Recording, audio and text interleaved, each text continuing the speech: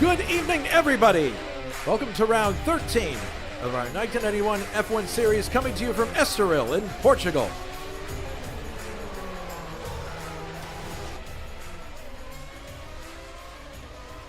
I am Jason White. I will be your play-by-play announcer for this event. The drivers are currently in their warm-up session, and while they are doing that, let me run down the top 10 in qualifying as time expired. On the pole, and this is no surprise, of course, Ray Radal with a time of 1 minute 14.395. Over a full second back is Jules Bouchard in his McLaren Honda. That's amazing.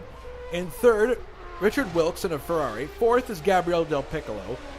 Fifth, Ruben Fernandez. Sixth, Brian Janik. Seventh, Giovanni Sottorami. Eighth, David Watman in a guest drive for Williams tonight. Ninth is Grant Radal. And then 10th, Nicholas Kirsten. That's your top 10 in qualifying ahead of the start of this Portuguese Grand Prix.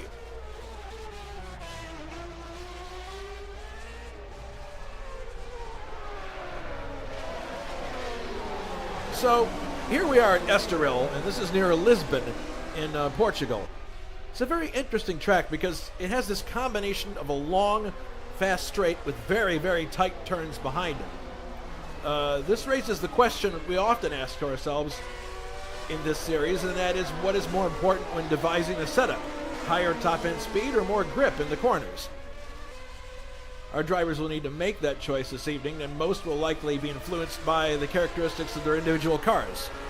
For example, a car that has less than ideal terminal velocity, I'm talking about cars like the Kalani and others that really are lacking on speed on the straightaways, they may be trimmed out to get the maximum speed on that straight so they're not sitting ducks, at the expense, admittedly, of cornering speed that they would have. So there is a give and a take there.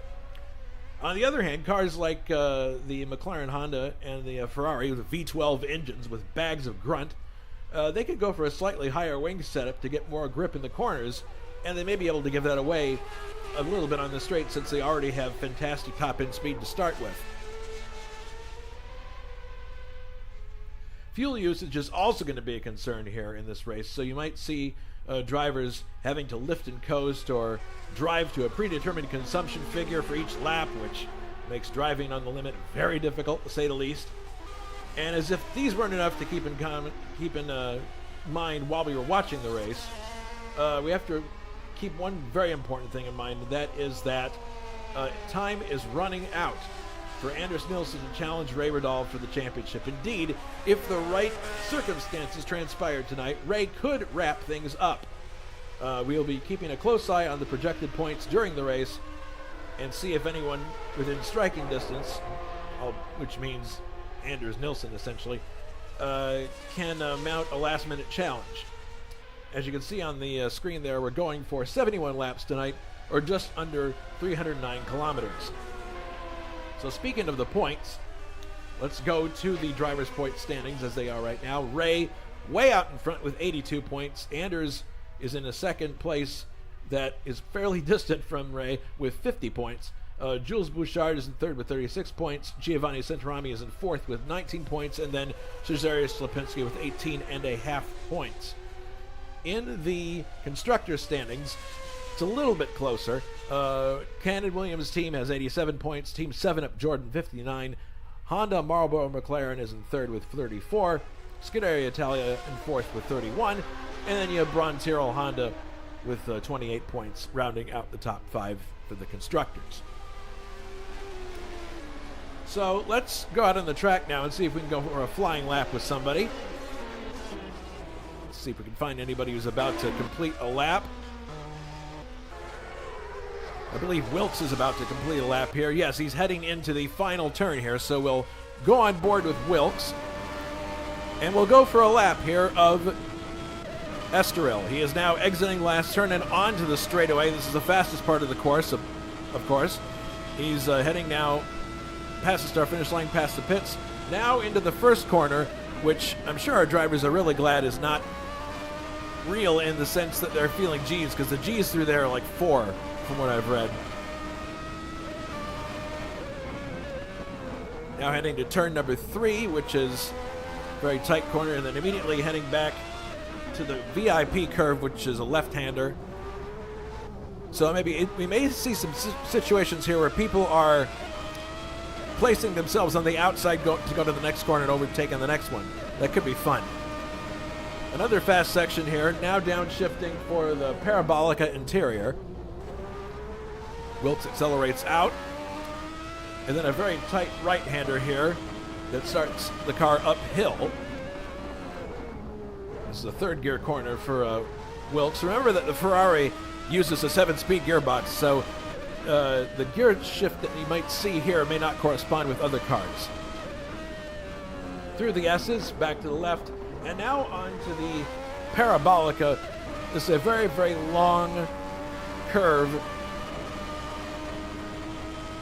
and it's tempting to go too fast there and push out to the outside. Let's go for one more lap, looking from the outside this time. Here comes Wilkes. He's in shadow there with the grandstand for that time of day. He's being shadowed, actually, also by Rayberdahl. Into the first turn. Curva 1, then into Curva 2. And then the third curve, which is the tightest of the three. Downshifting, hugging the corner as best you can. Coming out of that turn and now into the VIP curve. Heading back on the back straight now through turn number 5, which is just really a little slight kink. And then to the Parabolica interior, which is a semicircular corner. On paper, this track looks pretty simple, but it's got a little bit more complication than it looks because of the change in elevation that makes it much more interesting than it may look on just a drawn-out map of the circuit. Now, coming up to turn number 8. Turn number 9 is another right-hander, very tight, and then probably the tightest corner of the course, the S is right here, this portion, curve 10. Now into turn 11, and this is a long, long Parabolica where you have to hold speed. It's kind of like a carousel. Come out of that corner, and now you're on the main straight once again. So it's going to be an interesting challenge for our drivers tonight, and I think setup, as I mentioned earlier, is going to be a key part of that. We'll see what happens.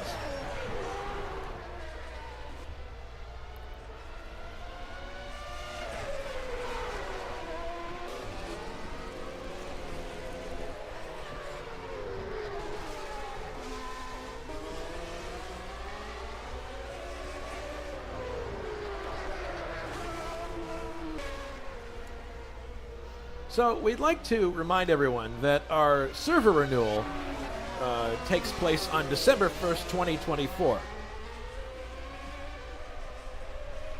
Now, most of you are well aware of this, but just to reiterate, we are a not-for-profit racing league, which means we rely entirely on donations in order to renew our server each year. The administration here at ISO is on all volunteer-based administration.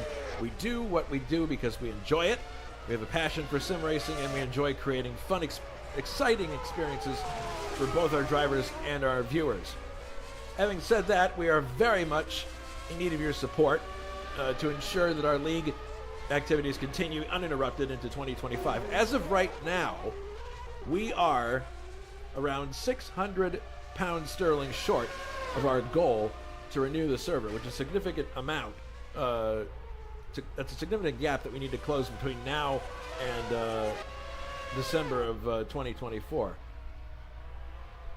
So if you enjoy racing at ISO, if you appreciate the original in-house content that we create, like the USAC and kart mods, if you enjoy watching our broadcasts, or indeed our ISO podcast series that features famous racing drivers with personalities that are always entertaining and informative, then we humbly ask you to consider donating. And it's super easy to do. All you do is go to our main website at internationalsimracing.org, and you click on the Donate tab that's there circled in red. Whatever you can give is greatly appreciated. And I know it's a cliche, but it is true. Every little bit helps. We thank you for your continued support of ISO, and we hope that you enjoyed today's race.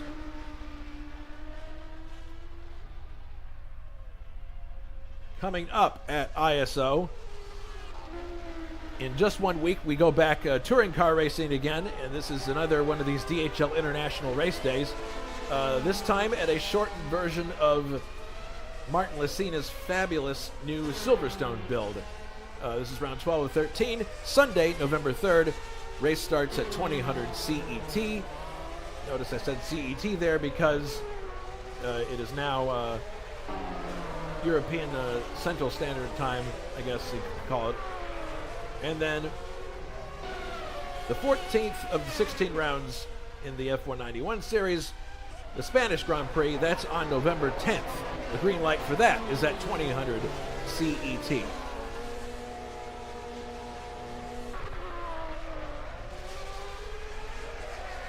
Trivia question for you to ponder tonight. Who won back-to-back Portuguese Grand Prix in 1958-59? Was it A, Jack Brabham, B, Juan Manuel Fangio, or was it C, Sterling Moss? We'll have the answer later on in the broadcast. I'm actually looking very much forward to the DHL International Race Day because, again, that is a brand new build of Silverstone by Martin Licina, and it looks fantastic, and it's fun to drive too. So there are probably going to be some cars that are free. So if any of you want to take part in the 2 races that evening, head on over to our forum and grab them before they're gone. All right, so let's see where we're at with time. 6 minutes to go here before the start of the race. See if we can pick up some other people here that are doing fast laps. So this is interesting. David Wattman slotted in with a bunch of other cars. David Wattman is driving in place of Michael Drexler this evening in the number 6 Williams, and he has a great qualifying slot. He's on 8th on the grid, so it's a great chance for him to do very well. Most of the time this year he's been driving underperforming cars, so this is his first chance with top shelf machinery. We'll see if he's able to convert that into a good finish. And you can see as sharp as some of these corners are, the cars are really able to get a lot of grip. So that's probably just native grip on the course itself, but they certainly are putting it to good use.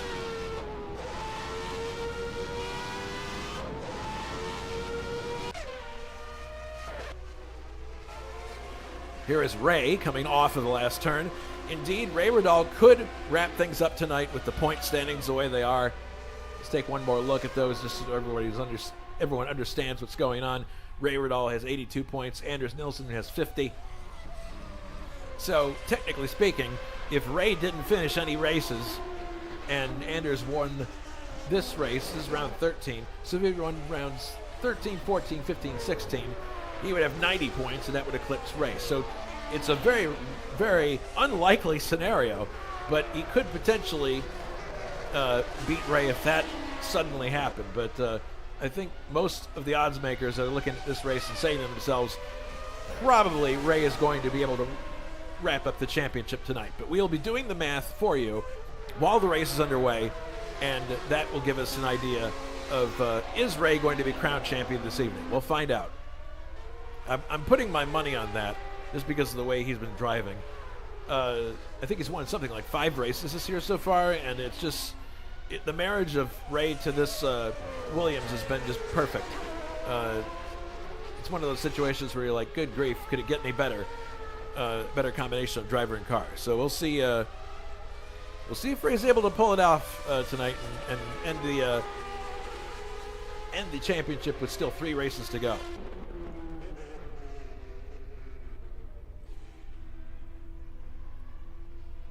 Three minutes to go. What else is there? Wattman's into the. Or I'm sorry, it's not Wattman. It's Matthias Weber. He's in the barrier there. Here comes Johnny Aces. See, this is a guy who's going to have a considerable amount of difficulty on a track like this because he needs to trim that car out to get the most speed on the straight. But in doing that, he's going to have very little grip in the turns. So it'll be interesting to see how he does. Riding on board with Johnny Aces now. He's got a yoke steering wheel there, which is unique to this car. Actually, one other car uses a yoke steering wheel. That would be the footwork. Important car updates for this race. For Williams, for Estoril, Renault introduced the RS3B engine, which has improved torque and about 26 more horsepower. So that can account for part of why Ray is on the pole by over a second right there. The footwork for Estoril, the radiators were rearranged to take better advantage of the relatively low cooling needs of the Cosworth engine as compared to the old Porsche engine they ran with before. Lift and drag were reduced as well.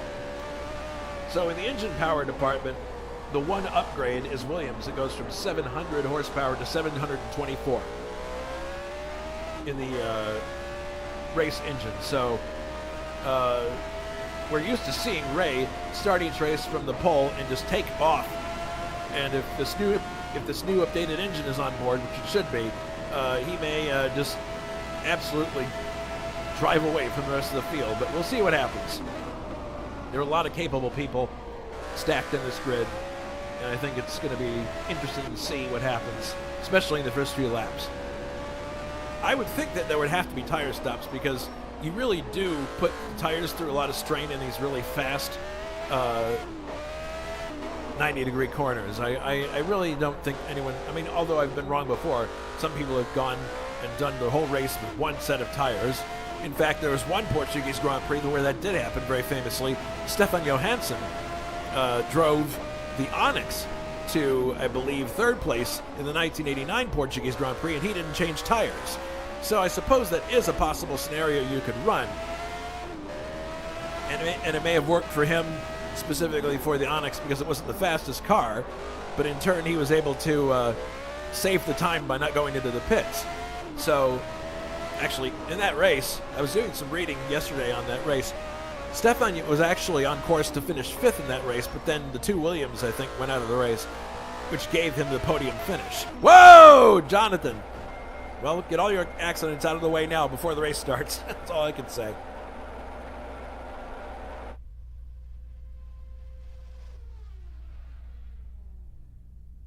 Yes, hello, Barry Lynn. Glad to have you on the chat. Have a great and safe race. Well, the safety part is taken care of because it's a sim race, but we'll see. We'll see how people do. It's going to be a lot of people scrambling for the first corner. This track is relatively a decent width. It's not incredibly narrow, so hopefully people will have enough room to maneuver at the start of the race. We're at zeros on the clock, so that means we should be going to the race session very shortly here.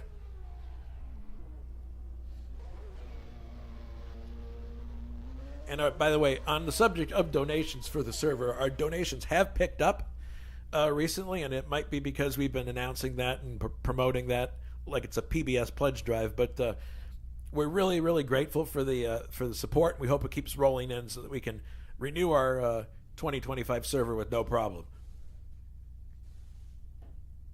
All right, looks like we're going to the race session now. There's a little bit of a lag here before we go into it.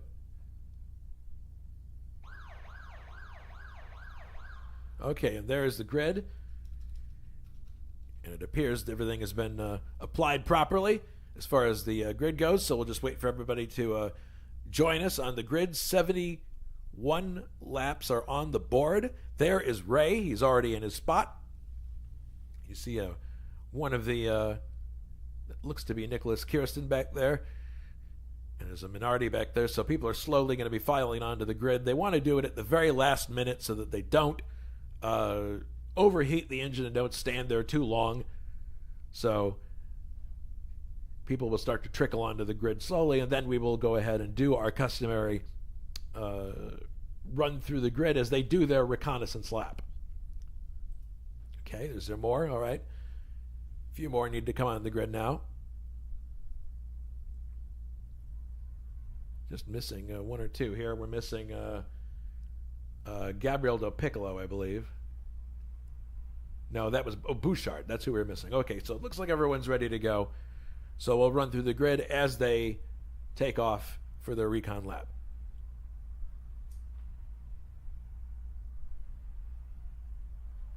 And away we go. All right, so on the pole, Ray Riddall with a time of 1 minute 14.395 in his Williams Renault. In second is David Saber. That's interesting. It's different from what the sheet I was given. The sheet I was given did not have David Saber qualifying second. He wasn't there, so that must have been something they updated after the fact. Well, that'll just make the start more interesting. Third on the grid is Bouchard then. In his McLaren. Pay no attention to that levitating wing there. I have no clue what that is. Fourth is Richard Wilkes in the other Ferrari. Fifth is Gabriel Del Piccolo into Delara Judd. Sixth, Ruben Fernandez, Leighton House Ilmore. Seventh, Brian Janik, Delara Judd. Eighth, Giovanni Cinturami, Tyrrell Honda. Ninth, David Watman in the Williams Renault. 10th, Grant Riddall in the Tyrrell Honda. 11th, the first of the Jordans is Nicholas Kirsten. 12th, Anders Nilsson in the second Jordan. 13th, Mike Olsen, who's driving for McLaren in this round. 14th, Juha Boss, Benetton Ford. 15th, Cesare Lipinski, Minardi Ferrari. 16th, Richard Coxon is back, and he's driving a Ligier Lamborghini. Oh boy, that ought to be an adventure. 17th, Simon Watman, Lotus Judd 102B. 18th, Philippe Witasek, I hope I'm pronouncing that right, in a Brabham Yamaha. In 19th, Johnny Aces, Coloni Ford C4. 20th, Bruno Chacon in the Benetton Ford B191, the second one. And I believe rounding out the field, we have Mark Matthias Whitman in the AGS Ford. Yes, 21 cars on the grid, a little less than usual. Here it comes Ray around to the front straight off of the Parabolica, and he's first thing that's going to be in his mind is going to be to get away from that grid as fast as possible. You can see them doing little mini burnouts there, trying to get the tires nice and warm before they start. Approaching the line right now, this is really the tensest moment during the or most tense moment during the race, because everybody wants to get away as best they can. It's all about how much power you're applying to the surface. You want to minimize wheel spin if you can. But this is another chance for Ray to take control right away, which is what he's going to want to do. In the next few seconds, we'll see if he can do that. Watch for his name to flicker, and that means we'll be under starter's orders. There it goes. Stand by now for the start of the Portuguese Grand Prix. And the race is underway. Oh my goodness, Ray did not get away very fast. Look at that, Jules is in the lead, and it's dueling Ferraris going into the first turn. It appears Wilkes has beat Saber into turn number one. Ray Riddall is all the way down to 5th place. That did not go the way he wanted. Bouchard in the lead.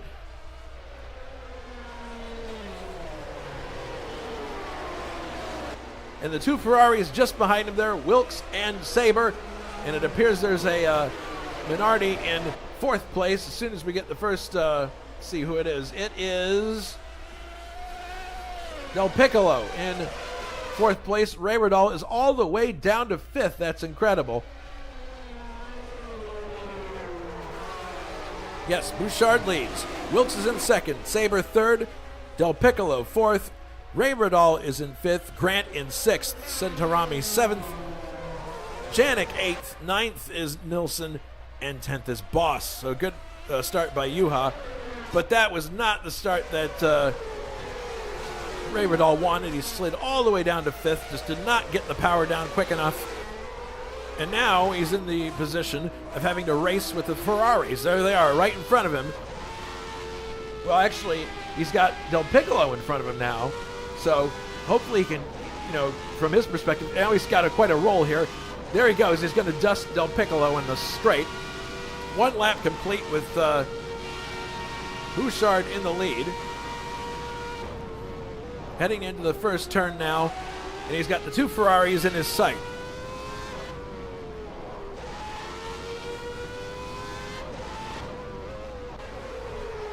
Meanwhile, look at that. There's Grant Riddall trying to overtake Del Piccolo. Is he going to get it done? Del Piccolo's on the inside of the next turn. Oh my goodness, side-by-side action. but it looks like Grant may just get it done. Yes, he does. Grant moves up to 5th place now, and that was moving Del Piccolo down to 6th. You can see Centurami and the other Tyrrell not far behind. There goes Kirsten, who's 11th. He just passed David Watman. So everybody trying to get themselves sorted out here. This is probably the hottest battle on the track right now because Ray, I would think, has got more power in hand than these Ferraris do. So he's going to be looking to make a move here in the straight, I would think, very swiftly. We've got 3 people out of the race so far. Good grief. Slepinski, Watman, and Olsen. Something must have happened on the start there with those 3, but in any case, 2nd, 3rd, 4th, and 5th, here they come. And this is a dream for Bouchard. He's got a 5-second lead already, and it's a nightmare for Ray Rodal. We got a car off the track somewhere here. Yes, it is Jonatan Åcerclinth. Jonatan Åcerclinth off the track in his Coloni Ford. He's trying to get, oh, no, you don't want to do that. You don't want to pull in front of cars. So he's waiting. Oh, my goodness, his engine is about to go. I don't know. You might be at a point now. It's smoking. So I don't know if he's going to be able to continue. We'll have to watch. But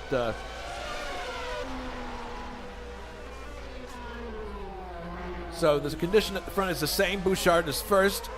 Wilkes in 2nd. Sabre 3rd. So the Ferraris could be spoilers here. Bouchard doing the best he can to try to mount a challenge here. I do not believe, if you look at the point standings, I'm not sure that he's even mathematically capable of winning the championship at this point. Yeah, I don't think so. If he won this race and all the remaining ones, 13, 14, 15, 16, he would have 76 points. So yeah, he really isn't eligible to win this thing. That's assuming also that nobody scores anything, or that Ray doesn't score anything. So yeah, it's really more of a situation. Oh, now we have some action going on here. Hang on. The Ferrari has just changed position there. Here comes Sabre, whips out and takes Wilkes at the end of the straight. So there's a switch in order for the Ferraris.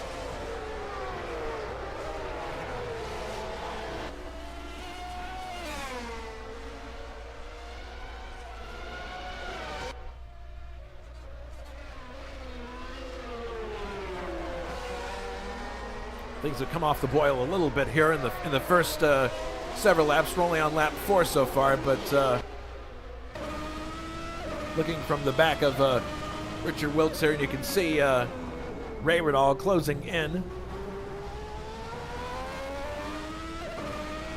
There aren't many opportunities back here to overtake, except for the turns that lead into the backside of the course. The rest of it's kind of just single file, but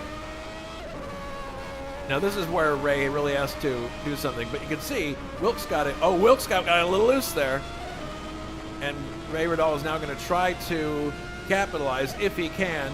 He's got a little bit of a roll, but probably not enough to get by. And no, he's not going to try it here. Smart. He's got plenty of time to get back up there. The concern on his mind right now is that Bouchard is getting away. 5 seconds. Going to be 6 before long here. And he's got to stay in close contact with him if he wants to try to wrap the championship up tonight. Meanwhile, the contender for the championship is not in the points, and that's Nilsson. So that's critical. If Nilsson can't score points here tonight, it may spell the end of his championship challenge.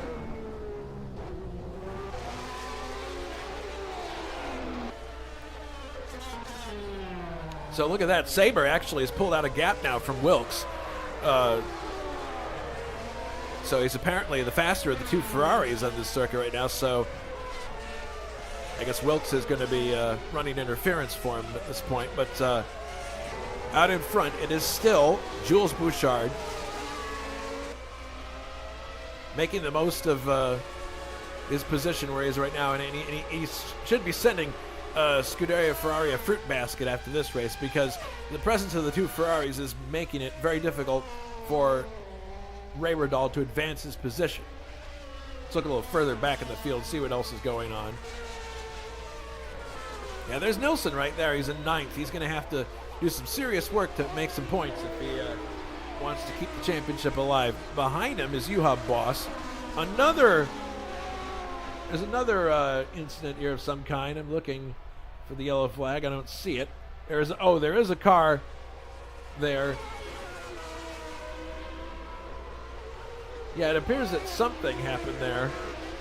Let's go back, see if we can see what it was. It's a couple of wheels, and now we'll see the car. Oh, it's Jonatan, no. Oh, Jonatan had an issue coming off of that first corner, ran wide and ran right into the barrier. That's just too bad. All right. Maybe a symptom of trimming out the car too much, who knows. And look at this, here's Nicholas Kirsten, who is about where he started. Yeah, he is where he started. He's 11th. And he's chasing Juha Boss right now.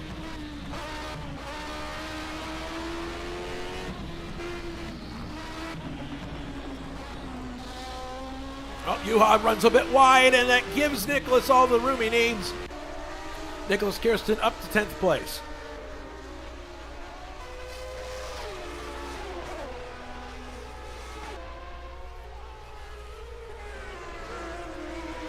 And look at that right behind Boss. There is David Watman actually advancing into 11th place. So he's making good use of his Williams Renault, even though he's down 2 places from the start. See if he can further climb up the order.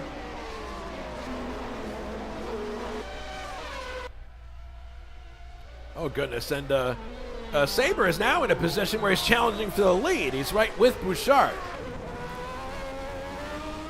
Up with him through the opening sector, I believe. I made a mistake. Yeah. Hello, Jonathan. Sorry to see that you're out of the race. Yeah. Karia's not happy. It's a real handful just trying to keep it on the road. So just not enough grip in the corners. Not enough grip anywhere. Really? Oh, it's too bad. To be fair, I felt a bit like at Monza, just happy the race is over for me. Because I was never comfortable. Well, here comes Saber on. Yeah, Saber following Bouchard like a snake. It looks like he'll get him at the end of the straight here. He pops out into the first turn, and there goes Saber. Oh my goodness! Bouchard just hit the back of him and has gone clear into the barrier. His race is done. That is really unfortunate. Let's look at a replay of that. See, Saber had him on the straight. And then the unfortunate thing, he carried too much speed into the corner, knocks off the wing, but more importantly, pitches the car into the kitty litter, and he's done. That's a disaster for Bouchard. I mean, he wasn't in a position to challenge for the championship anyway. He was too many points behind mathematically, but still, that's really unfortunate because he had a fantastic start. And here he is back in the garage now.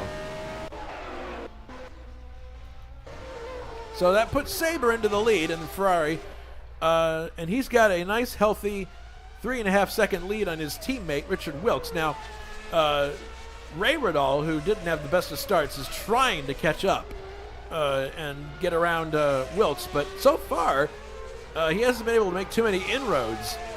I don't know whether it's just something inherently different in his setup or what, but he certainly didn't get off the line as fast as most of us would expect, the way he has in the previous Grand Prix.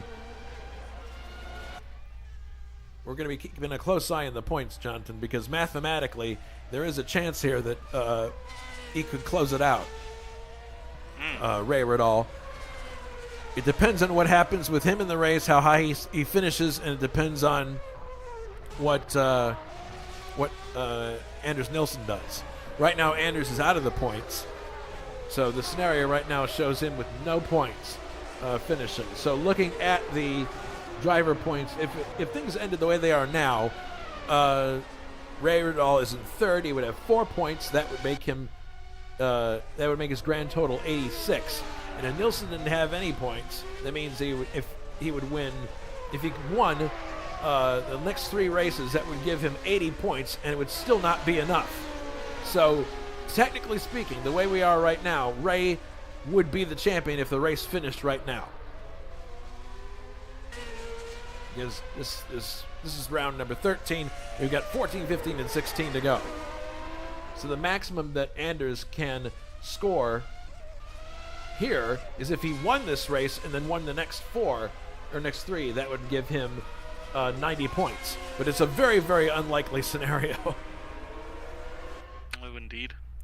Having ridden on board with Ray here for a lap, it would seem like, at least in the dirty air behind the Ferrari and possibly with the high fuel, he is dealing with quite a bit of understeer, so it could be that he needs the fuel to burn off to get a bit more handling out of that Williams. That is possible, yeah. This is a track where it's not all that different from like an Indianapolis situation when you head into the first 2 turns.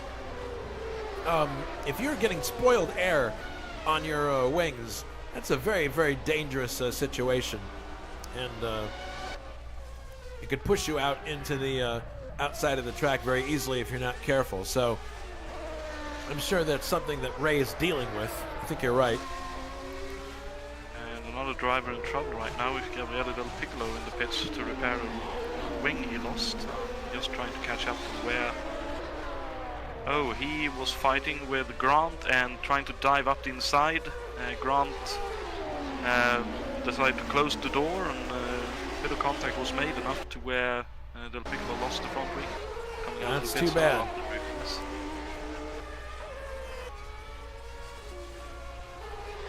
Well, we got the Tyrrells running nose to tail right now. Actually, we got cars platooning here. The Tyrrells running nose to tail, and so are the Jordans.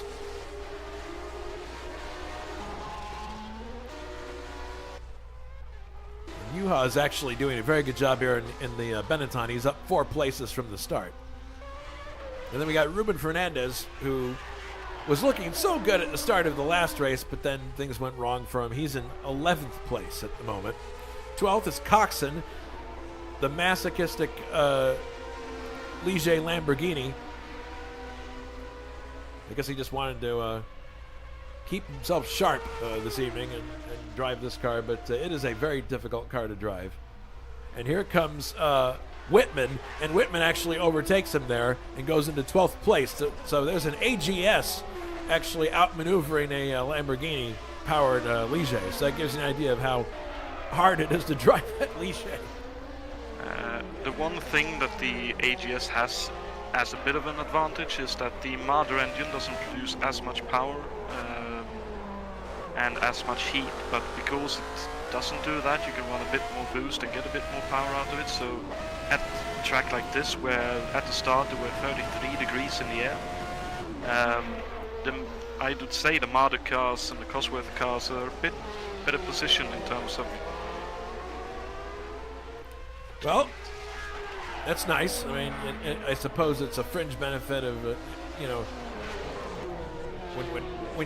when life gives you lemons, you make lemonade, so to speak. But so now we've got 5 drivers retired from the race: Bouchard, yourself, Schlapinski, Simon Watman, and Mike Olson. But it's going to be interesting to see what David Watman can do with his. This is the first time that he's raced in this series with top shelf equipment.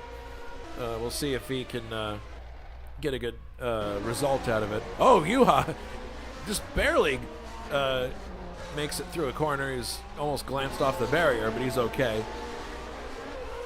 David Watman is now 9th, thanks to some attrition, and he's closing in on the first of the 2 Jordans there, which would be Kirsten. Or no, it's Nilsson, actually. Nilsson in 8th place. So Watman, I'm sure, very much enjoying this car as opposed to other ones he's driven in this series. Lots of power in hand and lots of great handling, so might be looking for a chance to overtake Nilsson here. A lot of handling, but it comes with a car that is very edgy to set up, so unless you take time to do it, it's a bit scary. And Ray is still being held at bay by by Mr. Wilkes here. This is really surprising. So here comes Kirsten on Yannick. Oh, yep. Fight for 6th. Yep, Nicholas Kirsten goes up. He is now 6th. Janik drops to 7th. Pretty textbook pass there, just using the slipstream, getting a good exit off the last corner, and then popping out at just the right moment, taking the position. Now Janik is in a Jordan sandwich. We'll see if Nilsson can advance, but Nilsson is now got to watch very closely because he's got David Watman not too far behind in the Williams-Renault, so we'll see where that goes. Grant Riddall up 5 places from the start. He started all the way down in 10th place, and he's now 5th. And I'm sure he's a lot happier in this car than he was driving the Dallara that he had earlier in the year. But seems to get along well with this Tyrrell Honda, as does Santorami, his new teammate in front of him. I think both of them switched to these cars reasoning that the handling would be good and that the Honda engine would be good as well. Whoa! Grant Riddall almost. That being said. Yeah. Oh, dearie me. Yeah, and he's going to lose a position here, and I don't think it's... Oh! He nearly hit the back quarter of, my goodness, Kirsten's car. That was very close. But Grant lost a place there simply because he slid. And there goes Janik trying to get up the inside of Grant. Grant's got to be careful. He doesn't want to be blocking here. He lost a ton of momentum there with that slide coming out of Parabolica. He was a sitting duck for everybody that was behind him. It's very akin to the Parabolica at Monza and Peraltada at Hermanos Rodriguez, the Mexican Grand Prix, where because it's such a long straight, if you have a bobble, it is very difficult to get any of it back.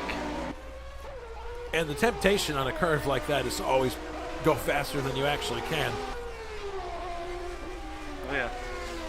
I'd say that is one of the lesser good things about the V10 Honda in that car. The fact compared to the I believe they run the Ilmor in the Dallara. So Judd. The Judd. Even more so than that the torque that the V10 produces makes it a bit you need to be very precise putting down the power, otherwise you might just find, like granted then, the car just slightly beginning to slide. Unless you catch it very early on, it can get very gnarly. Yeah, this is a situation where the Ferraris are definitely looking to show what the 643 can do on this circuit. The car is handling beautifully, obviously, for both. It's probably doing a bit better for Dave because as soon as he got out from behind a Wilkes, he just took off. So the car that he has for this race, very well set up. Wilkes is no slouch either. He looks like he's doing really good in the Alesi Ferrari. But it would be an interesting change of script for this series to have a Ferrari 1-2 all of a sudden. Down the main straight once again. They're starting to encounter lapped cars now. I hesitate to say this guy's name because I don't want to mispronounce it. It would be Witacek. Witacek. I think that's the closest we can get. All right. He moves out of the way for both of the drivers and gives them room to keep going. So we'll see now. But yeah, it's, I don't know. Ray maybe just resigned to the situation he's in right now. He might also be doing the math in his head and realizing he doesn't need to win the race in this stage to necessarily take the championship. If Nilsson can't get into the top 6 and score any points, it's basically over. If he can just score points here, doesn't even have to be the winner. But we'll keep an eye on that as the race progresses. There's also the fact that they are still running with heavy cars with the fuel, and Yeah. Because of the heat that is around, the tires will be calling quits as well. Watching Grant in the Tyrrell for a few laps here, and he is really wringing the neck of that car. The rear tires are really calling for a bit of a break, but with the nature of this track, you can't really give them a break at all.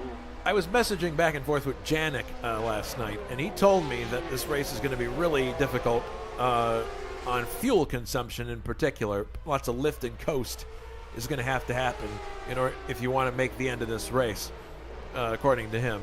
And so that's going to lead to some odd situations, I'm sure. But look at Coxon now, following Weber. He is not Weber, sorry, Whitman. Yeah, I keep confusing him with Weber. Anyway, because there was a Matthias Weber, but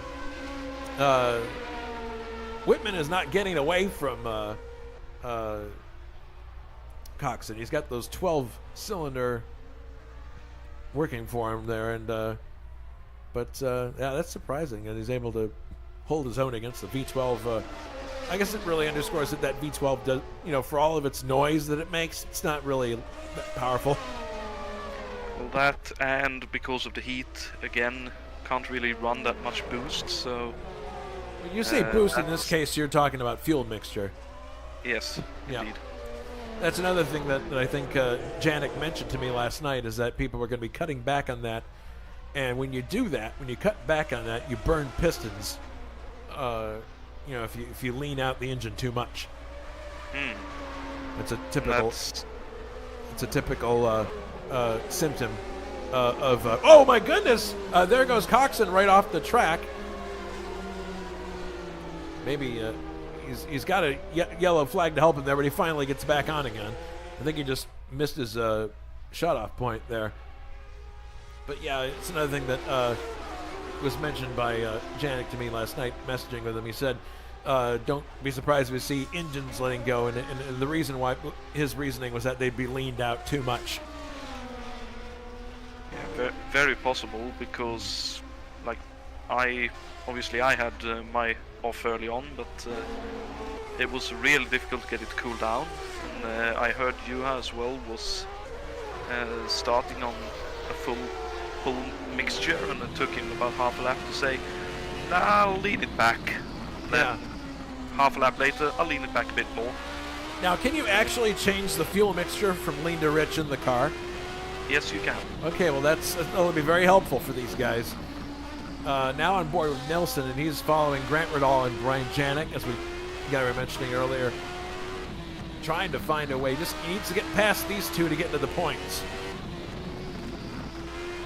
Indeed, and I reckon if he just stays consistent here, Grant will open up the door for him, because Grant is struggling with that Tyrrell. You can see again, very loose through extremely loose. You can see it right there. He runs right up, his left rear right up on the curbing.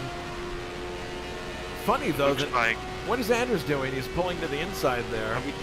I would say that's Anders trying to get some cool air, and as cool air as possible into the engine or brakes, because that is the one thing that could be really troublesome running behind the cars here, the warm air that comes off the cars as well.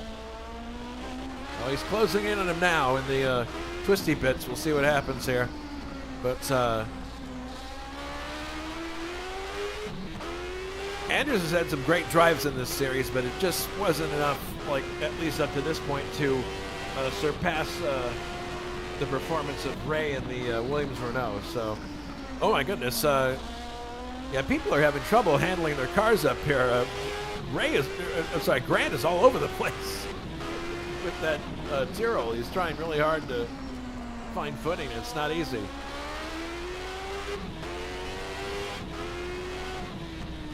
Coming up to the tightest corner in the circuit. Yes, right here. This is it. Left. And Nilsson might have a shot here if Grant has another loose moment in the Parabolica. Let's see what happens here.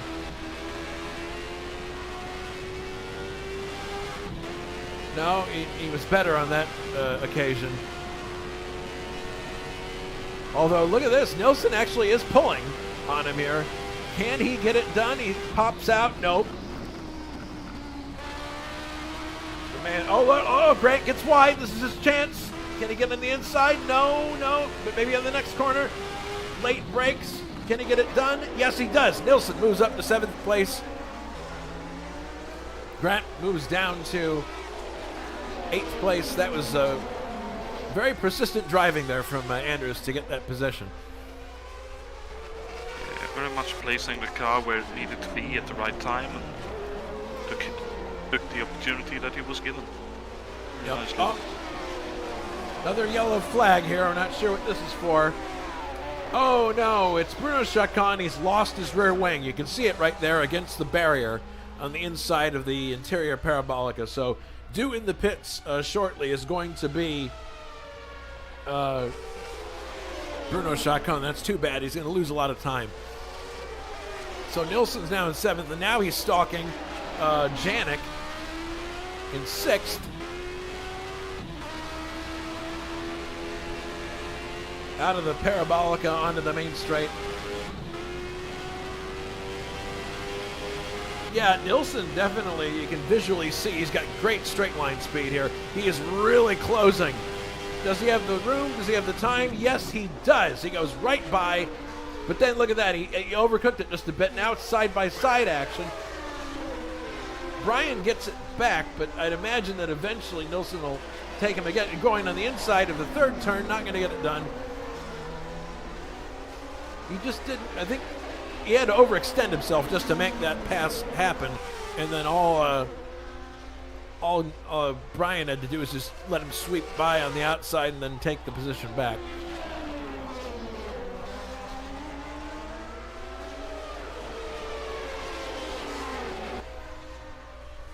Meanwhile, Kirsten is following Centorami. This is a kind of a non-battle, and still it's amazing that Sabre is out in the front by 17 seconds now as he laps Coxon.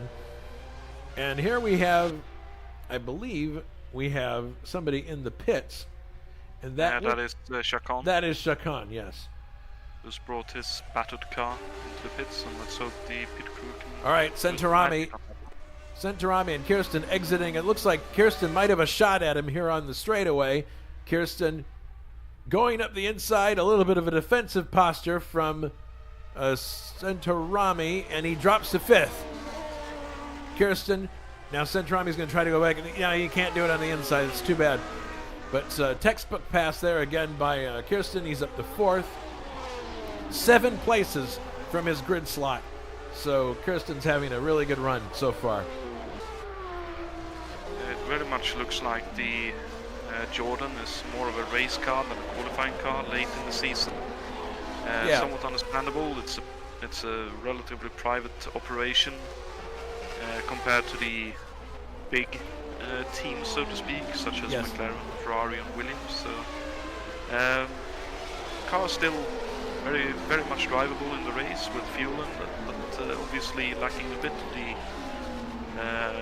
maximum pace that the other teams have brought down. Well, that Ford HB engine is no slouch. It's a good engine. It produces upwards of 700 horsepower. So, indeed, but it's not just power.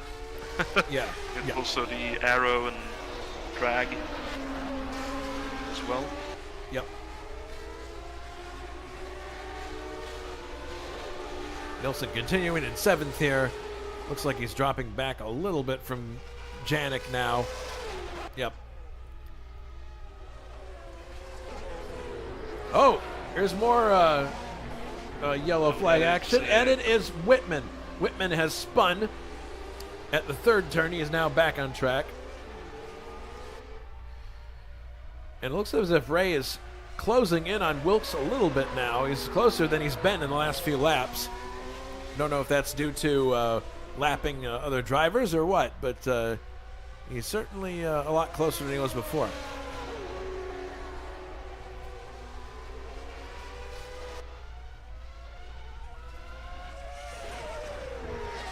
So we're on lap. Go on. We're on lap 23 right now of 71s. There's still a long ways to go.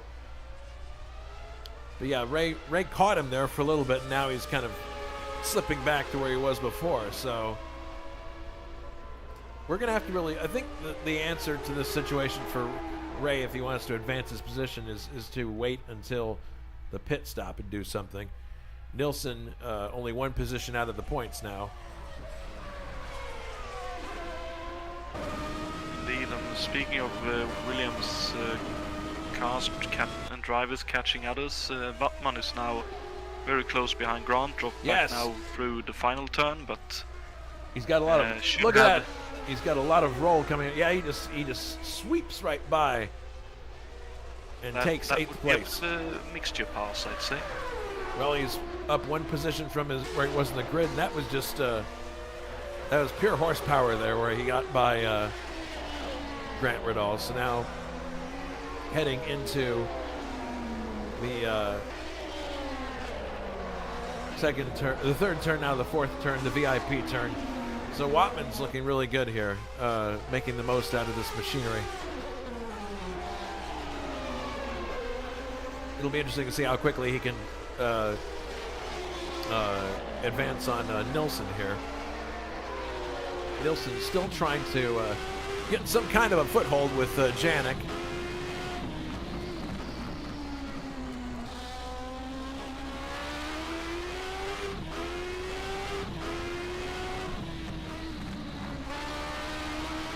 It was Whitman who was letting them by. And now into the final turn. Let's see what kind of purchase Anders is able to get off this corner. Pretty decent, but so did Janik. Let's see if we can pull on him here and reel him in. No, it looks like you know what? Look at that. The top end speed on. You can notice it there. I think right there he's just getting more air, like you were talking about before. But you can see towards the end of the straight, the power curve for that HB. It produces a bit more grunt at the top end than that Judd. But counterclockwise, I'd say that Judd is very powerful off this slow stuff, where it's a bit more grunt in the low end. Look at that. So an interesting matchup in terms of power plants here. To be fair, I'd say that the Lara should have a bit less weight and should be just a little bit better on the tires, but that being said, they are also running the Pirellis compared to the Goodyears. That's true. The Pirellis do throw kind of a wild card into that situation. Grippy tires, but don't last as long as the Goodyears. That's for sure.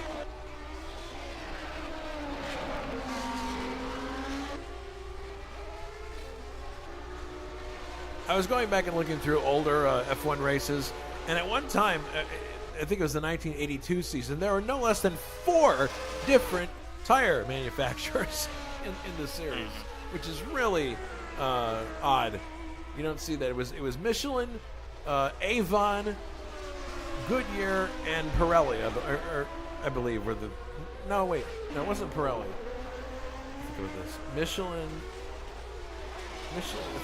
I'll have to go back and look, but it was really nutty that there would be 4 tire manufacturers in one series, especially one that expensive. Indeed. Well, it's a bit like the United Sports Car Championship. That was when you had Falcon and you had Dunlop, and I think there were 4 tire manufacturers in total there as well for a couple of years.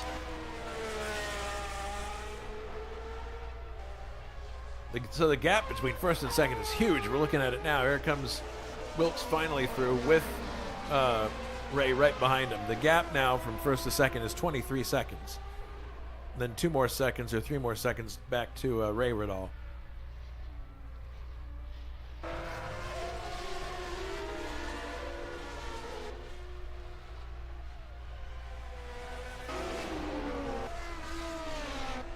All right, here comes Nilsson again. He's sweeping out to get more air again, but still not in a position where he can challenge Janik. He's definitely looking every lap he has, trying to find the opportunity. But so far, it's been a bit of a tough go. I'd say that particular time it looked more like a, hey, I'm here. And also maybe looking for a braking point, or like lift-off point. Yeah, because when you're right behind a driver, trying to find your marks can be difficult. You can be unsighted by the car that's in front of you sometimes.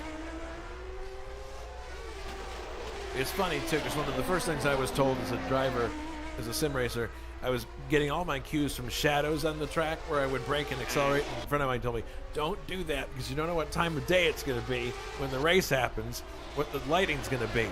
And that'll totally change your markings that you worked so hard to figure out. I'm like, true.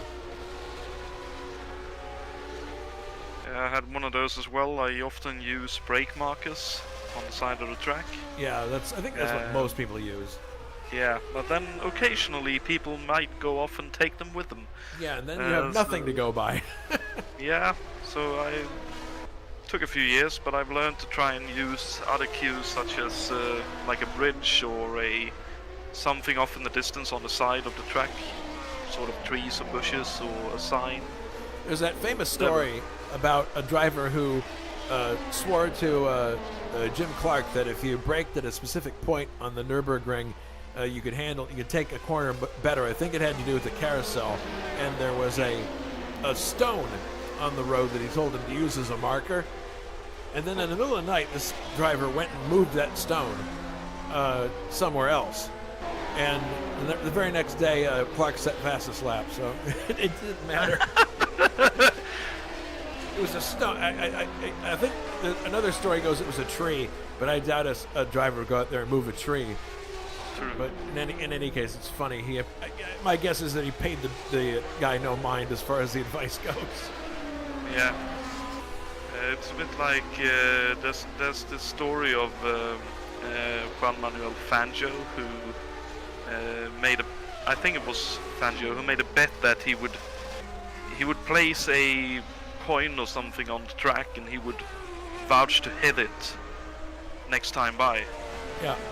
And very much so, he flung that coin off the track the next time by. Yep. Accuracy is one of the hallmarks of being a great driver.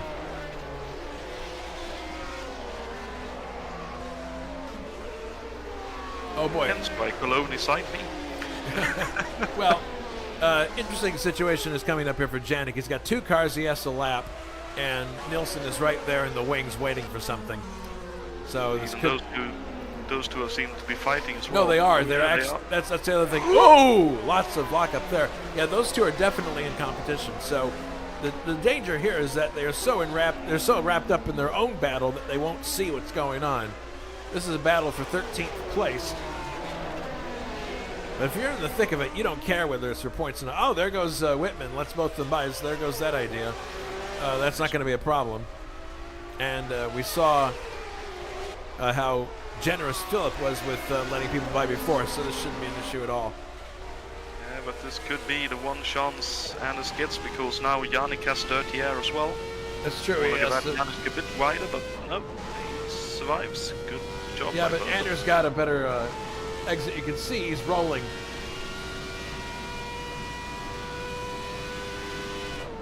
Not enough room, though, unfortunately.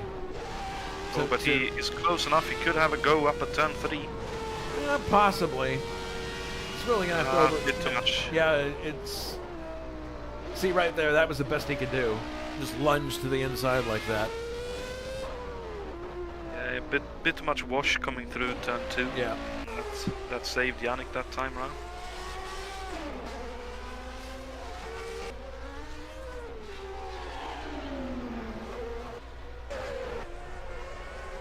Ray is a little bit closer to Wilkes now, closer than he's been.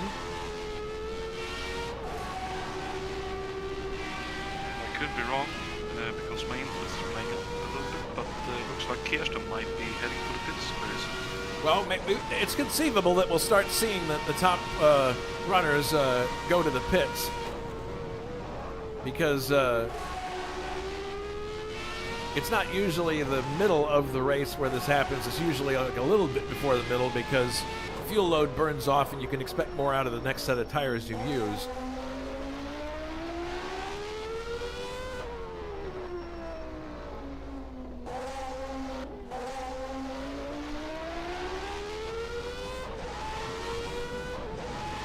Yeah, Kirsten is still in 4th, so he didn't go to the pits.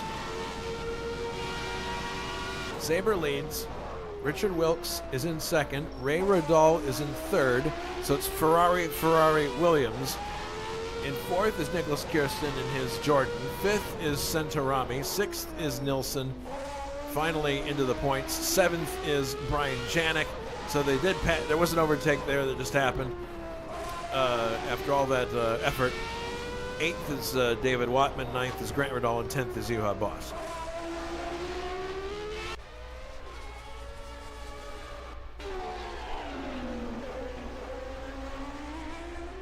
Yep. So all that persistence by Anders, he finally got it done.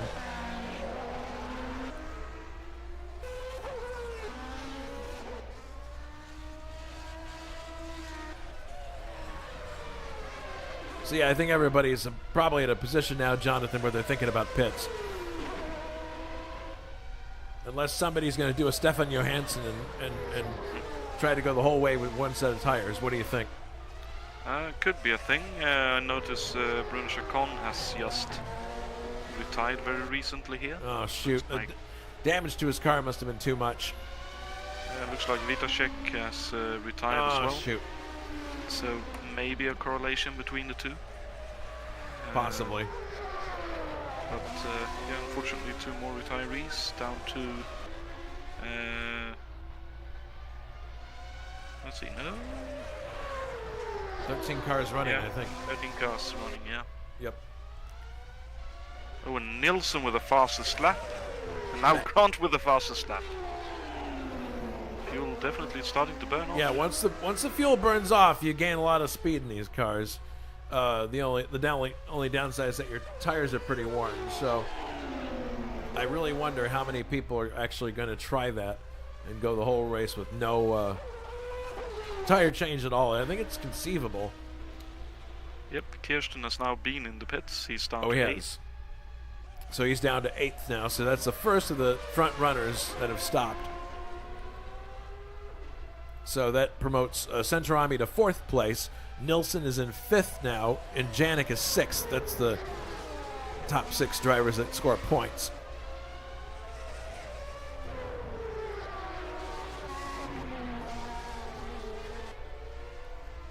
And I think we're getting a word from Philip in the chat complaining that the Brabham is slow. Never does he want to drive this car again. Well,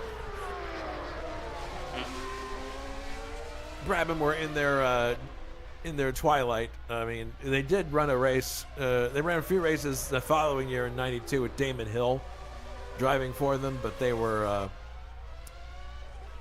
basically just about done, which is too bad because they were a storied mark.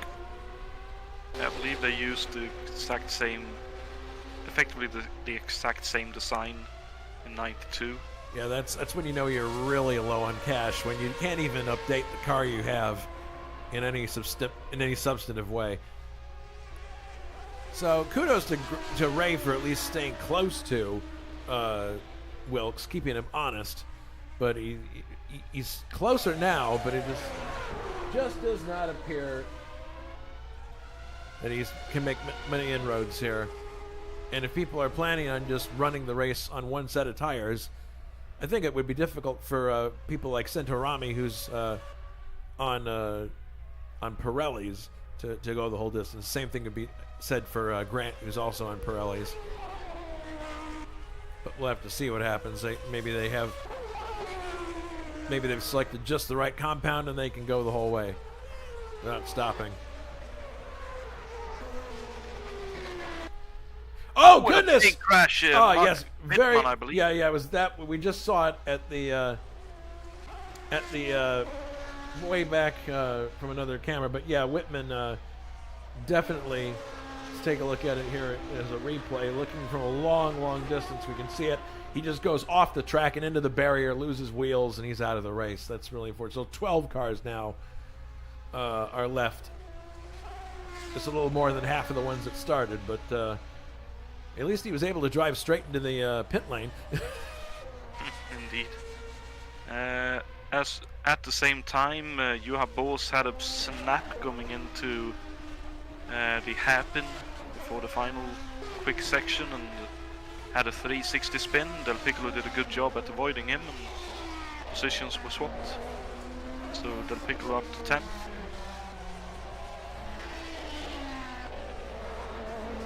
Well, Juha being scored right now is 11th. Oh my goodness! His back end just he had to save it again there.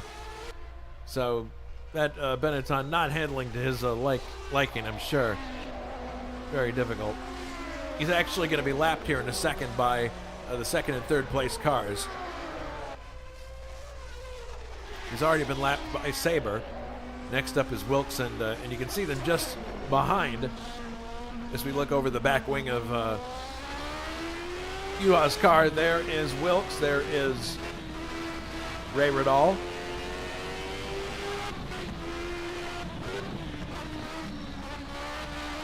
Nilsson is now in 4th place after the pit stops that have been made here. David Watman is in 6th. And Janik is in 5th. So some people are being elevated here.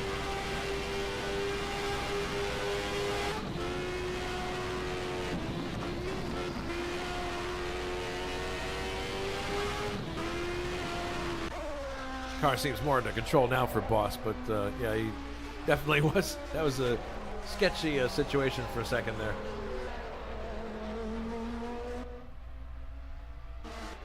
Indeed, it's very tricky once the tires overheat, because with the nature of the track where you have a lot of long sweeping turns,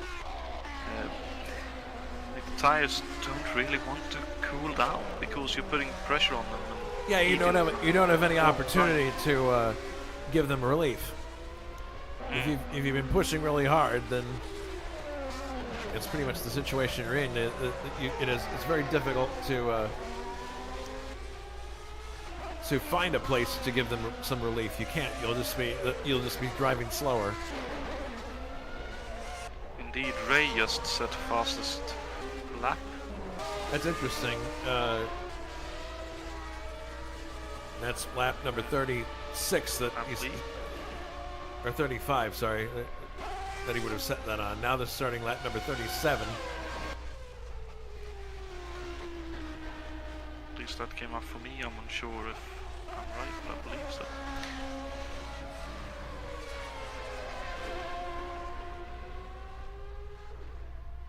Maybe a good time to do the trivia question. Absolutely. All right. So, trivia question is, who won back-to-back Portuguese Grand Prix in 1958 and 59? Was it A, Jack Brabham? Was it B, Juan Manuel Fangio? Or was it C, Sterling Moss?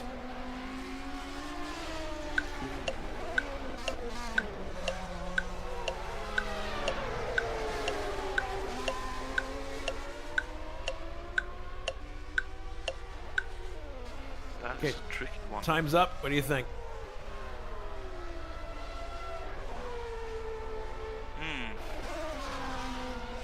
Moss or Brabham?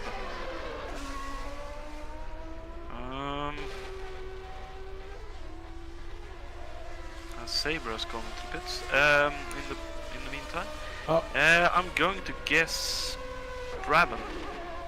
Nope, sorry. That is incorrect. The correct answer was Sterling Moss. Well, at least I was in the ballpark. As I was considering, but heave-ho. Saber pitted and oh no, he spins on cold tires! Oh my goodness, what's going on now? Oh yes, the car's still running at least. Yep, he's still running. Oh my goodness. Big enough gap, but here comes Wilkes past him. My goodness. Just cold tires, a bit too much of a heavy foot, and an advantage lost. There's the spin. Let's have another look at this. Yeah, just a situation where he lost grip. Just one of those you've been running for over half the race with one set of tires. They've been running very well for you, and then they effectively go, yeah, as you expect the same kind of grip out of the cold tires. Oh man, that's too bad for David. So he's in second now, and Wilkes right in front of him. So Wilkes is in the lead. So if Wilkes stops for tires, that will effectively give the lead back to Ray. But then right behind them here is it'll give the lead back to David Ahmed. But Ray Riddall is also very close. So now we have 1, 2, 3 running very close together. Wilkes leading the race.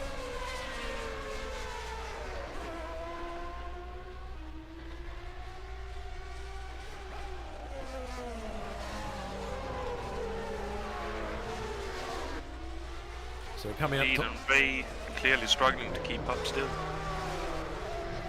I don't know. His car was always quick compared to Wilkes, so I wouldn't be surprised if there's a pass for the lead here eventually once he gets footing. But we're at a point now where I think Ray is not going to be coming into the pits.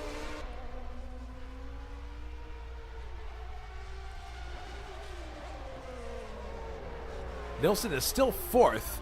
He has not come into the pits. He's advanced that much because of attrition and pit stops of others. So that means he's holding on to 3 points right now. Actually right behind Ray Riddall, his championship rival.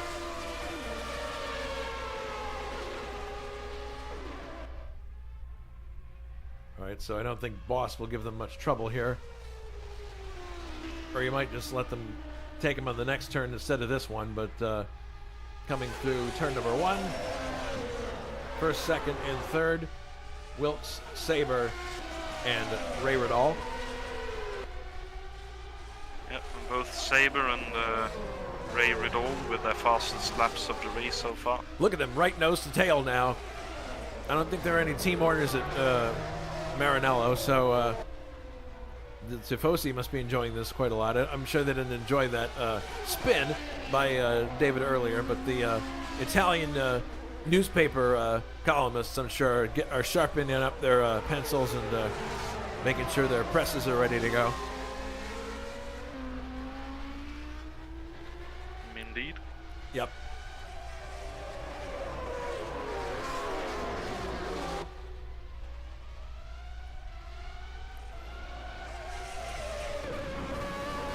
I was telling people at the start to remember that the Ferrari is different in the sense that it has 7 gears. I think it's the only car in the mod that has 7 gears. I'm fairly yeah, that is correct. So that means that they're going to be geared differently for this track than other people. As here comes Saber on the outside. Wilkes takes an offensive posture. And, almost contact there, but David Saber not able to capitalize. He had a good roll on Wilkes, but just couldn't convert it into a pass for the lead. Problem there is they have pretty much the exact same equipment. So well, yeah, they do have the exact same equipment.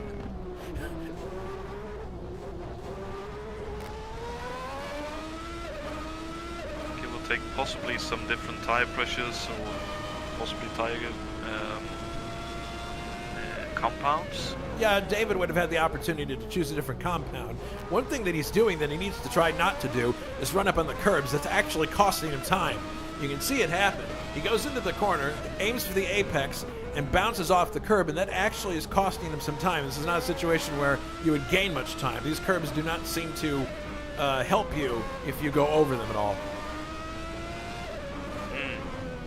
In the meantime, behind Ray still haven't been able to make a way past Johan for a lapping there, so Ray clearly struggling with either tires or the engine again.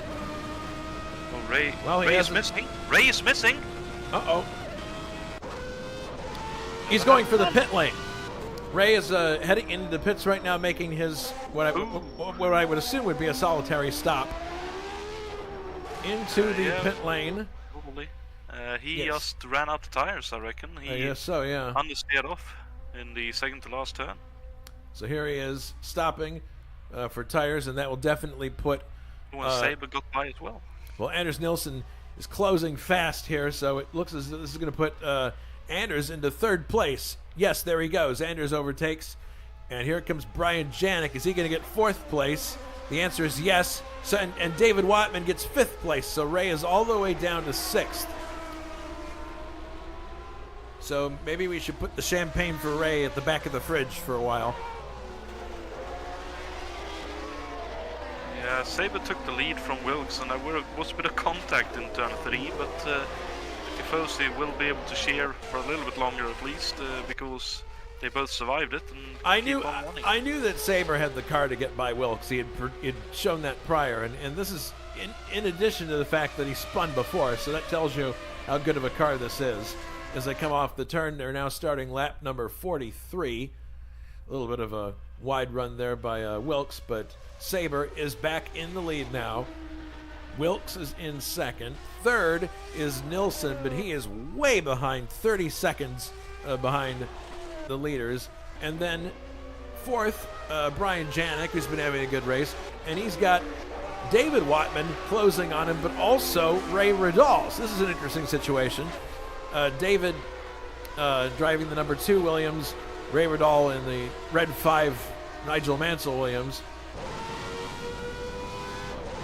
Interesting to see if he can get around David with relative ease here. David hasn't had near the time in this car that Ray has, so Ray probably knows a lot more about how it'll handle and what it will do than David does. Into the second turn here. And you can see how quickly, Jonathan, they go through those turns. I mean, that's got to be, it must give the tires a real bashing. It really surprises me that anyone would consider going the whole race with no stops at all. And that's what Ray is committed to. Well, Ray actually looked like he was going to do that, but then decided finally, no, I can't do it. It's not going to work. And there's Coxon making room for everybody. On the curb. Yeah, but certain drivers have benefited from the fact that people have gone to pits, namely Nilsson, Janik, and Watman. These three have risen up the standings. That was my connection. It looked like Ray lost brakes, but all is well.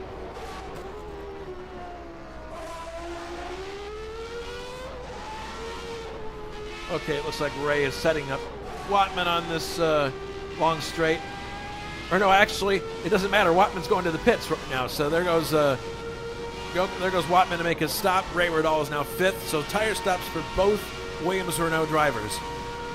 Janik immediately in front of Ray now, and now that he has fresh rubber, I would expect he would reel him in quite quickly. Reel him in quickly, definitely. Getting past him. Yeah. We'll see. Catching is one thing, passing is quite another, yes. We did see when Anders were trying to pass Yannick. Yannick is quite difficult to pass, so... Yeah, he makes that car very wide indeed. He's good at that. All he has to do is drive... Well. Okay, well, here he comes, up the inside. Wow! Oh, wow, he bailed out of that attempt pretty fast there. I don't know, he just... It's not a long enough brake zone, I don't think, unless you're pretty much side by side.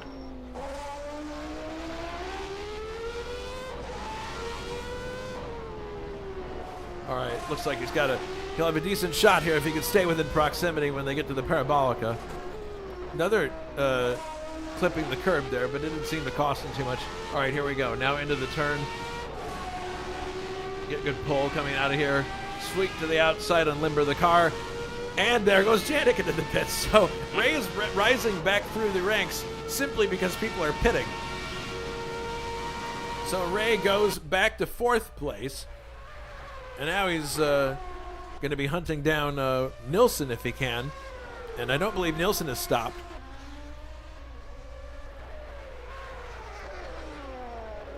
Whoa! Ray ran very wide there. He ran out of grip there for a second. Maybe he was just pushing the car too hard in the wake of having Janik in front of him. Because when you're driving in that wake of the car in front, the dirty air, and it makes the car push, you have to work extra hard to turn the car, and that's going to put more. It's going to put more pressure on those front tires, especially. Could heat them up. But he just sailed way out of the groove on that one, so it looked like he might have just had overheated front tires for a second.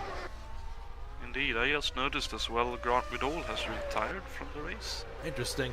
Well, not sure what the situation was, but he didn't seem very happy with the handling of his Tyrrell most of the race. He seemed like anytime we were watching him, he looked like he was just trying everything he could just to keep the car on the road. Indeed, and with the Williams of Wattmann being in the pits for repairs, we have the Ligier up into the top 10 in the hands of Coxon. There we go. Well, it's interesting that he was in for more than just repairs. It might have been that he just forgot to turn off the repairs. Very likely. Yes, because that's easy to do in the automobilista. If you don't turn off the repairs, it doesn't matter if it's just a small tap that you had with somebody or serious damage. The team will be there spit shining it for the next 2 minutes while you wait for and watch all the cars go by.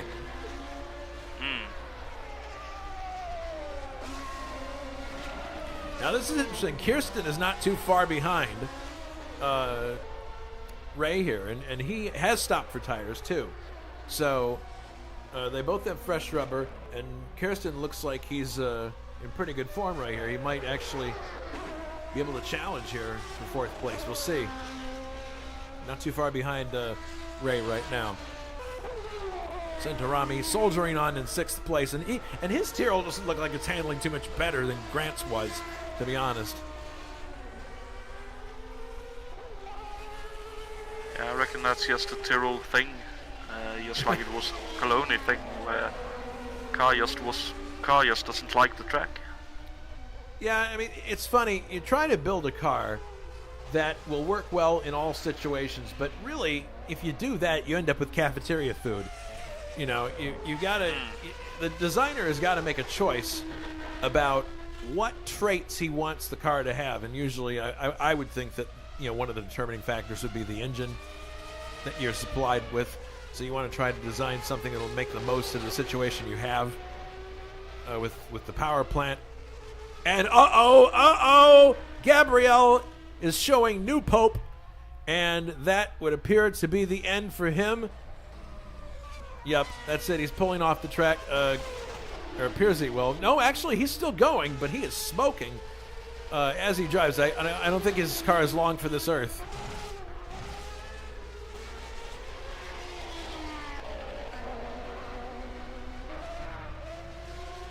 That's clearly part of the issue, and someone has been off in the final section. Johan Bors has retired. Oh no!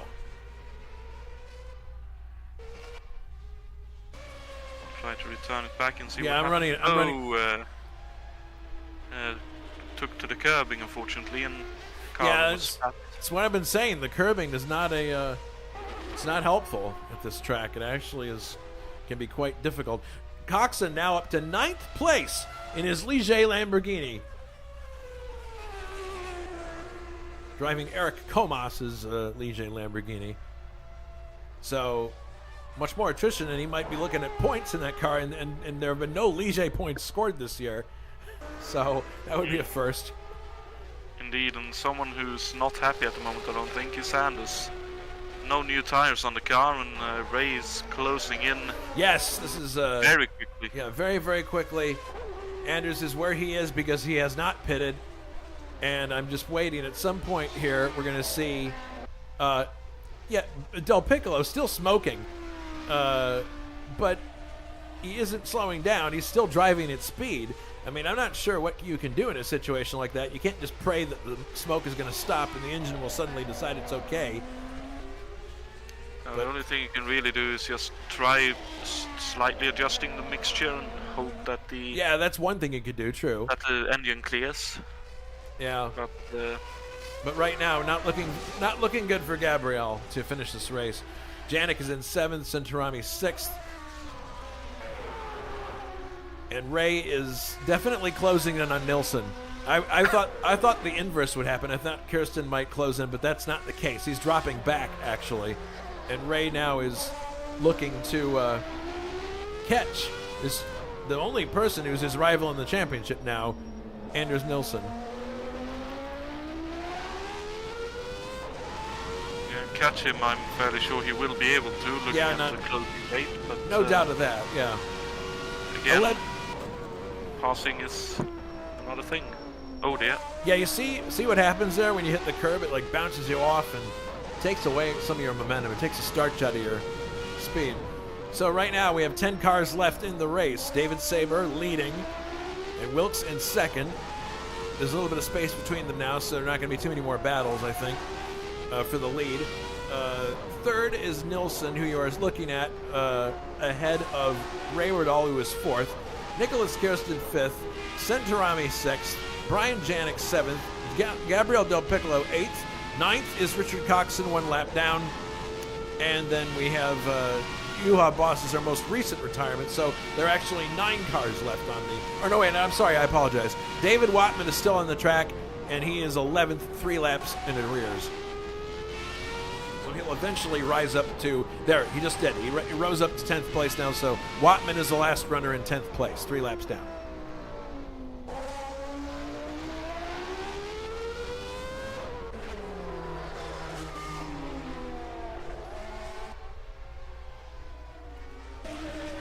Yeah, this is definitely Nilsson. I don't think is going to be able to do much once Ray Riddall gets to him here. He can try and place the car where it needs to be placed, and at least make Ray effectively have to drive around his car to make it pass. But like you say, the speed difference in the turns is definitely going to make it very difficult for Anders to hold on. Yeah, it's going to be difficult. We're on lap 50 now, so very shortly we'll have 20 laps to go in the Portuguese Grand Prix. I want to remind everybody of the next races that are coming up for ISO. The next one is the DHL International Race Day for British Touring Cars, 1996 variety, and that's round 12 of 13. Race will start at 2000 CET. That's the first race. It'll be fun because this is Martin Lasina's. Oh yes, and I can report now that Del Piccolo is most definitely now out of the race. His engine just quit on him, but we were expecting that. But this is going to be on Martin Lasina's brand new build of Silverstone, but the smaller version that was used for the touring cars. So it should be a lot of fun. Yeah, the international layout is a lot of fun to drive, and Lasina's recreation of the track is very, very nice indeed. Yeah, I've been driving it, practicing a bit, and I do enjoy it a lot. It's a fun car. It's a fun track to drive in the touring car. So now, Ray Riddall is right on the doorstep of Anders Nilsson. So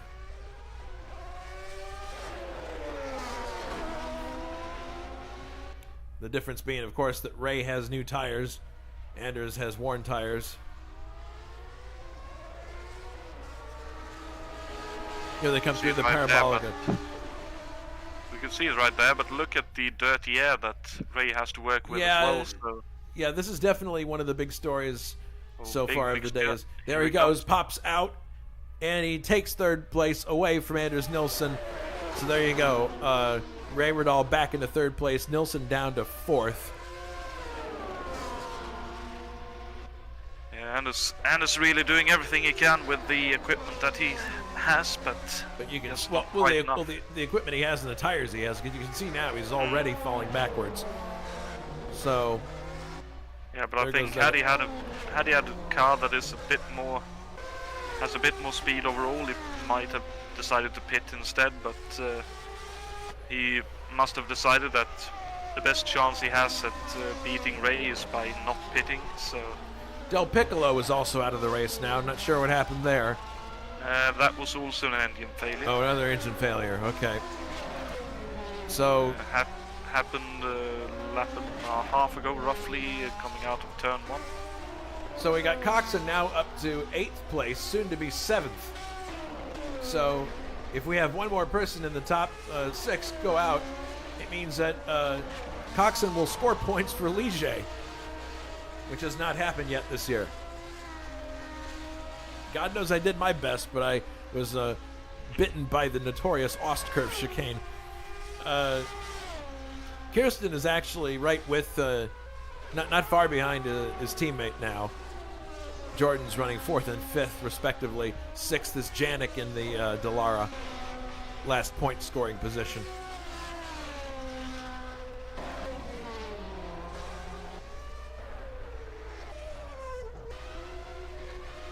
Yep, David looking really solid here, and I mean, this is another situation I think, Jonathan, of a driver in a car getting on really good.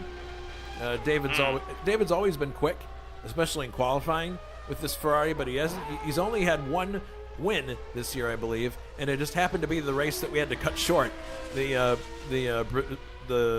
Belgian Grand Prix, when there was a server error. So we treated it as a rainstorm had occurred and gave half points. But I believe that's the only race that Saber's won so far this year, so this will be win number 2 if he can pull this off.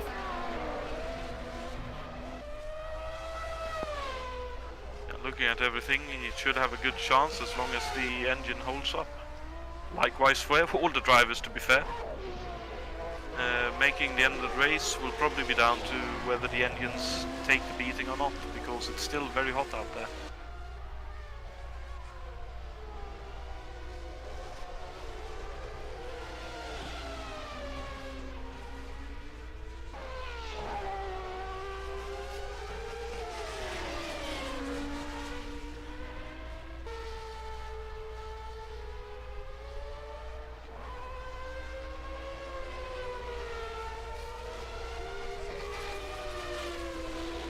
Yeah, the only race that Saber has won so far was the Belgian race, and he got 5 points for it because of it was a half-point situation. There he goes, overtaking Janik.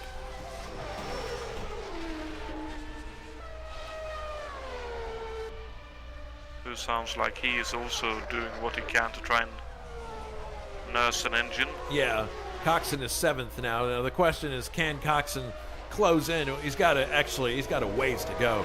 It's a minute 24 between where Coxon is and where Brian Janik is. But Coxon actually is going to be lapped here in a second by the first place driver David Saber. This gives us an opportunity to listen to the Lamborghini engine, which is music to my ears. I love it. It's just too bad it doesn't have the grunt to go with it. And there goes Saber by into the third to last turn, and that shortens Coxon's race by 1 lap. I'm sure he won't mind. Indeed, what he might mind is the fact that Yannick is now right behind him, so the nearest driver for him is soon a lap ahead. Oh yeah, Janik is actually putting a lap on him now, so yeah. So now, if he were to finish 6th, Coxon would have to pass Janik twice.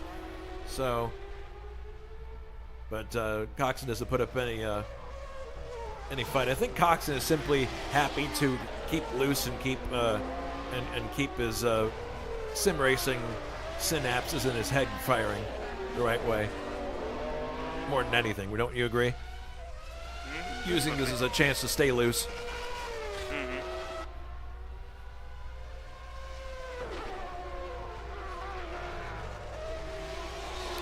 All right, so let's take a look now at the point standings and do a little bit of quick math. This is the way the points are right now, with Ray Radal having 82 points. At the moment, Ray Radal is 3rd, which would net him 4 points. So that would mean that at the end, Ray Radal would have, if he scored those 4 points for 3rd place, he would have 86 points. Now, conversely, Anders Nilsson, he's got 50 points right now, and he is running in 4th. That would give him 3 points. So that means he would finish with 53. So under those conditions, is there any chance for him to catch Ray Radal in the chase for the championship with 3 rounds to go? So what would have to happen is, let's pretend that Ray Radal does not finish the last 3 races, and Anders Nilsson wins the last 3 races, meaning he would get 30 points. And looking at this, it appears that in the current situation, we can crown Ray Riddall the champion this evening, because even if if things ended the way they are now, even if Anders scored 3 wins in the last 3 races, and Ray scored 0 points, he would still come up short by 3 points. Does my math concur with you, Jonathan? Yes. Yeah. I think so.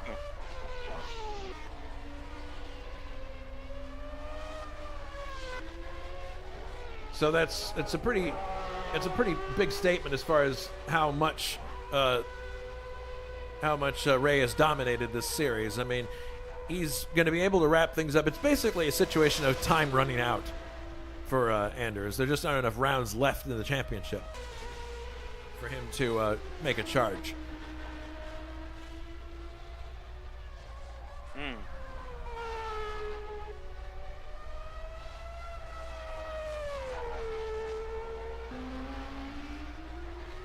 Watching Coxon here, still I'm giving Coxon some TV time because he's looking good in the Ligier. That's the highest it's been in a race too. I was had it up to about 9th, I think, when I was driving at Hockenheim, but then I crashed out. So, but Janik a lap ahead of him in 6th. 5th is Kirsten, and Kirsten is actually closing now on. He's closing on Anders Nilsson, who we were talking about a second ago. So Nilsson may slip. New tires. Nilsson may slip to 5th here. Yeah, it depends on whether there's team orders or not. Well, it's hard to keep track of math when you're driving, but Nilsson may realize that in the situation he's in, a couple more points isn't going to really make a difference. Could be.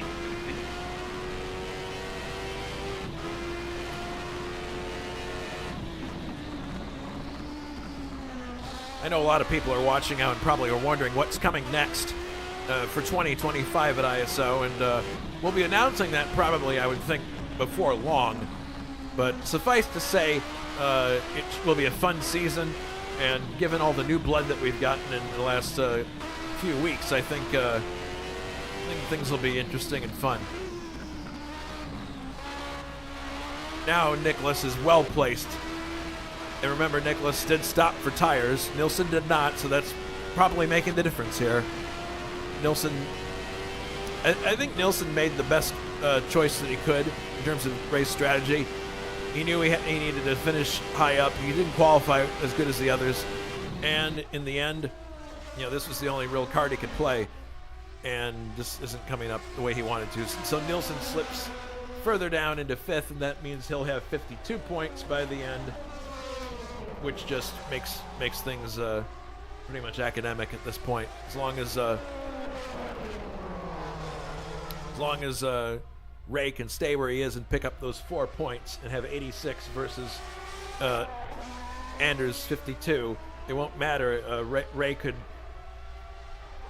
not compete in the last 3 races, and Anders could win all 3, and they would still have Ray at the top of the chart. So.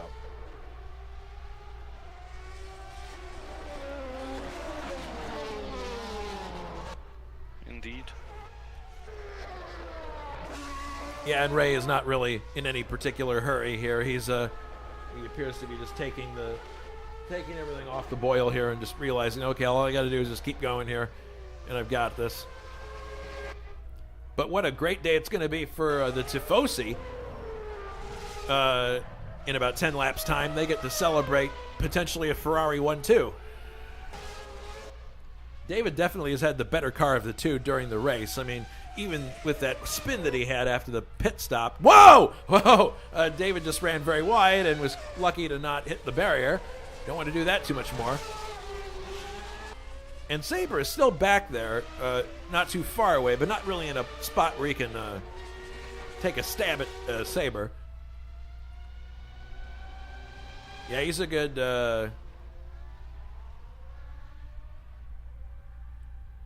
Right now, Saber is that's interesting. That can't be right. My telemetry says that Saber, or am I looking at a? Is that a? Oh wait, you know what? I think I know what's going on. No, I was looking at a Dallara. That's my mistake. That's Janik I was looking at. Janik is close behind it. From a distance, it looks like it could be a Ferrari, but it's not.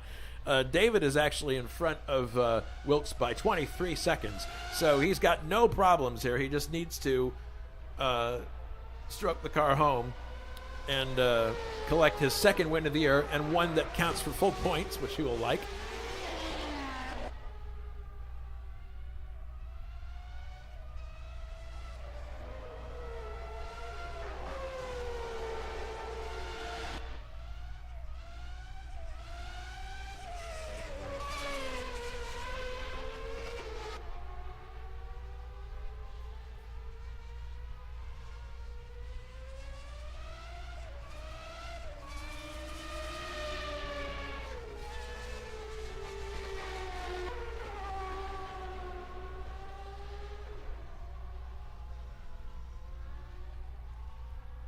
Yeah, it's very easy to mistake that as a, oops, as a Ferrari. So, the one nice thing about wrapping up the championship early is the fact that you have a situation where, pretty much people can just go for broke and have fun. And it's all bragging rights at that point, and you don't have to worry about points. So it'll be interesting to see. We might have some more surprise wins towards the end here.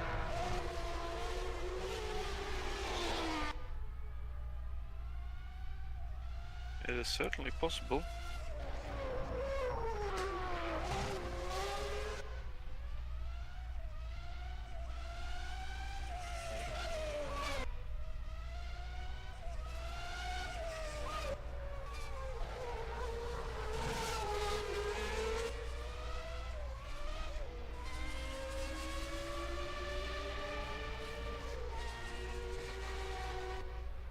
Off the last turn, David Saber starting lap number 63 out of 71.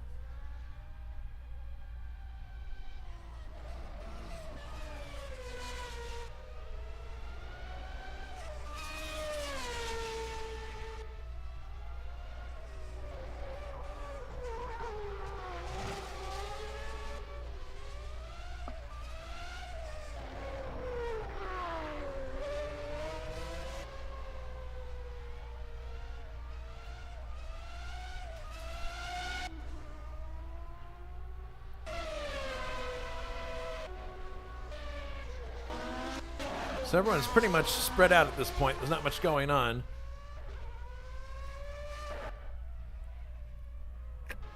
Eight cars are left in the race. Furthest one back being David Watman. He's a lap behind Coxon, so he doesn't really have a chance to catch up. But I'd say it's a pretty good drive for David. He's in top shelf equipment, as we said at the top of the show, and here he is making the best of it. He's one position up from where he started, so. Yeah, and would have been in the points without the team spit shining the car. Yeah, I think that was the key thing for David. If that hadn't happened, he would be way up further. I'm not sure what the damage was. It could have been just a simple tie rod bent or something, but because it didn't look like there was too much trouble. I didn't see anything that looked funny to me. No, indeed.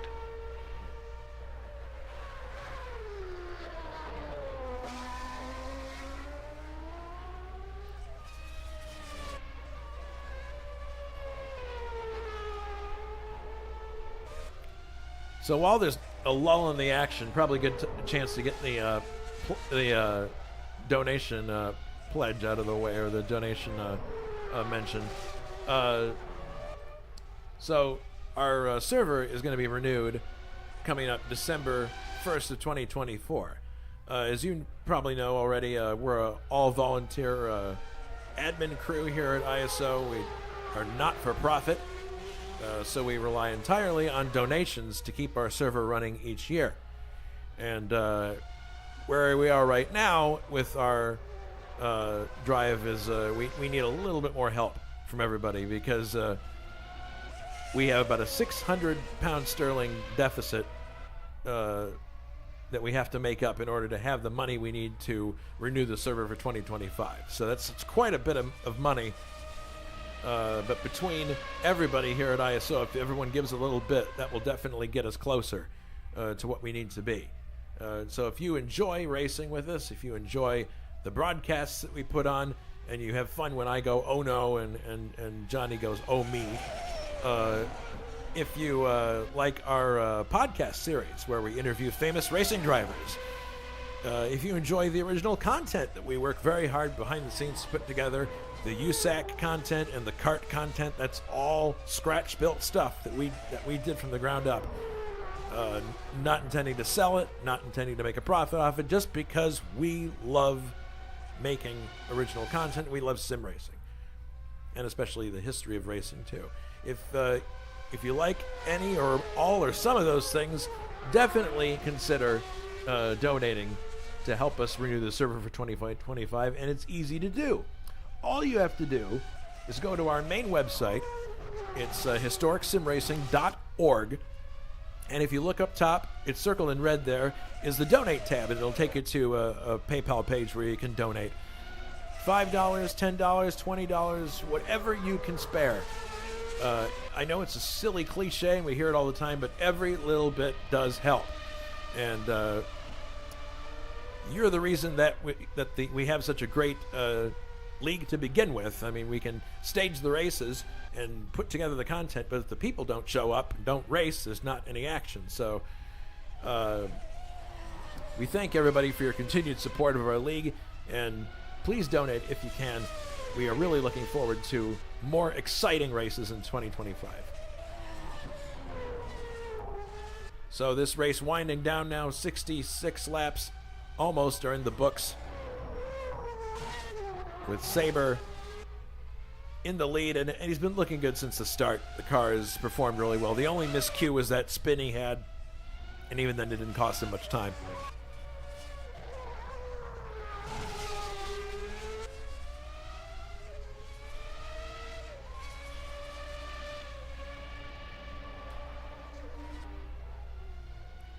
Jonathan, have you practiced for Silverstone any? Oh, I have. And that's why my setup was not as good here. With the fact that I'm in with a shot at the championship in the BTCC run that we have, my laps have been concentrated on that place. And to be fair, I'm really enjoying driving the tin tops. Yeah, it's something that I mean, it used to be that we would just run those on Wednesday nights, but now they're more definitely being run. They're definitely being run at on Sunday all the time now. It used to be just prior to that it was just the Wednesday night. But I think it's always more fun if it's on Sunday night, because sometimes people just don't have the time to put together a drive two races on a Wednesday. Sometimes it's too much. Indeed. We do have a very close championship in that. It's, I believe it's 4 or 5 points covering the top 3. And a further, I think, a further 20-something points back to 4th place. So top 4 is very close there, and everything is still up for grabs. Yep.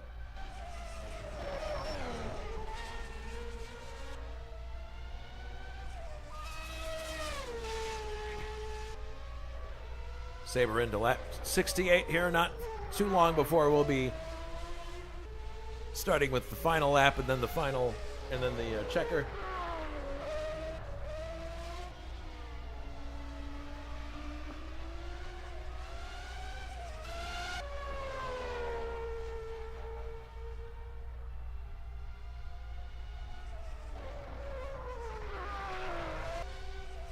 Wilkes still about the same distance back in second place.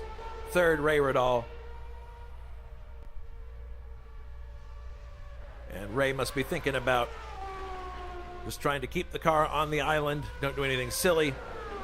And with the 4 points that he scores here versus the 2 that Nilsson will score, he has secured his championship. So the funny thing you think about is, well, next year when we do F1, we probably won't be putting Ray in the best car. It's one of those things. We try to balance things as best we can. But sometimes, a driver really gets on with the car, and here's the result. So, but the car is not like, I think Mansell said once of the FW14, you could put a puppet in the car and it would win. That's definitely not the case here. Ray is an excellent driver and has definitely gotten the most out of this car. And there have been other races where he could have won and had things go wrong. So perseverance definitely helped get him where he is. So well-earned championship, assuming that he can just bring it home the next few laps. Would you agree, Jonatan? Oh, for sure. Yeah. It's always one of those, if you're given a good equipment, you still need to make good use of it. Yeah, just handing you the equipment is not enough. There's been several cases of that in years past. One of those would be in rallying. You had Tommy Mäkinen, who won the WRC 4 years on the trot, and he had as a teammate for, I believe, 3 of those years. Complete brain fade. Freddie Loix, who was no slouch, but he could not get as much out of the Mitsubishi as Mäkinen did in most events. Yeah, and there are instances where a car that how it's designed, even if it's a top shelf car, cannot suit you. Like a great example I can think of is 1986 at McLaren. K.K. Rosberg drove his final season for McLaren in 1986, and oops, David goes off the road again, be careful. And Rosberg was just not suited to the car that they had. They had the MP4 chassis. The Barnard design chassis was a car that handled very neutral and had, if anything, a little mild understeer. But it was just the kind of car that Prost and Lauda would have wanted to drive, and that's who it was designed for. KK was more of a driver that throws a car into the corner. It was a bit more of a wild man in terms of how he drove, and the car just didn't suit his style of driving. So even though he was in a top-shelf team, it just wasn't a car that was... They didn't design it with him in mind, is basically what it came down to. All right. We are now on the final lap of the race. The Tifosi are brimming with excitement. David Saber, if he can complete this one lap, it'll be the second victory for Ferrari this year, and a true victory. Not that the other one in Belgium did not count, but the fact that it's very short takes some of the fun out of it. But this is a full-distance Grand Prix, and David looks like he's going to give everybody back in Italy good headlines in the newspapers. And same can be said for Richard Wilkes. He's 32 seconds behind first place now, but he's going to be coming home second. A Ferrari 1-2. You couldn't ask for much more than that if you're a Ferrari fan. And third place, here comes Ray, starting his final lap now. Ray on his way to capturing the 1991 FIA Formula One World Championship here at ISO. A sterling drive, didn't get off the line the way he wanted to. Didn't have one of his scintillating starts, but still kept after it. And here he is. He's just a few corners away from being crowned the champion. Fourth place is Kirsten. Fifth, Nilsson. Nilsson was the one on the chart that actually had a mathematical shot at beating Ray in the championship, but it just wasn't to be. Just essentially, Nilsson ran out of rounds, ran out of races. I'm sure that he could have taken it more to Ray if he had more time, but just isn't the case. And then, Janik slowing down Uh, I believe he's finished. He's finished Saber now. has finished, and he is a lap Oh, behind. there he so is. I'm just okay. There we go. Forza Italia. Saber has won the race. Yeah, he's weaving all over the place, so he's super happy. And second has been Richard Wilkes. So now we're looking for, here comes Ray Riddall, and there it is. Ray Riddall is the champion for 1991 F1. Very well deserved. Simple, not his most scintillating drive today, but he did just enough to get it done. That puts him at 86 points on the year, with the 4 that he gets for third. Nicholas Kirsten is fourth and stopped, and here comes Nilsson in to collect his 2 points, stopping next to his teammate. Anders did the best he could, but even if he were to win the next 3 races, he would be, and Ray did not do anything, he would still be 82 points to Ray's 86. So that is the end of the championship for drivers. It's the end of the Portuguese Grand Prix. 6th and still running, but coming to the line is Janik. He's going to finish 6th in the Dallara. Put up a stout performance today, defending himself from the likes of who is he defending himself against? Nilsson and others, but he's coming in now into the pits. 7th is Coxon. So unfortunately no points for Ligier, but Coxon drove great in the Ligier. 8th, David Watman. That's a great drive for him in the Williams. improving that he had a car underneath him. He did the fastest lap on the final lap he did, is 1:17.9. A mere couple of seconds away from some of the fastest times in qualifying. Yep. And then the rest of these drivers, Centorami out of the race with a blown engine.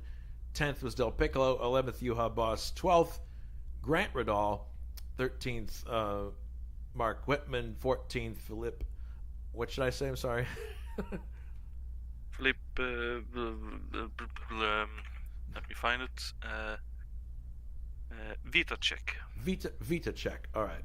15th Ruben Fernandez, 16th Bunrashad Khan, 17th Jules Bouchard, 18th Jonatan, that's you, 19th Cesarius Lipinski, and then 20th Simon Watman, 21st Mike Olson.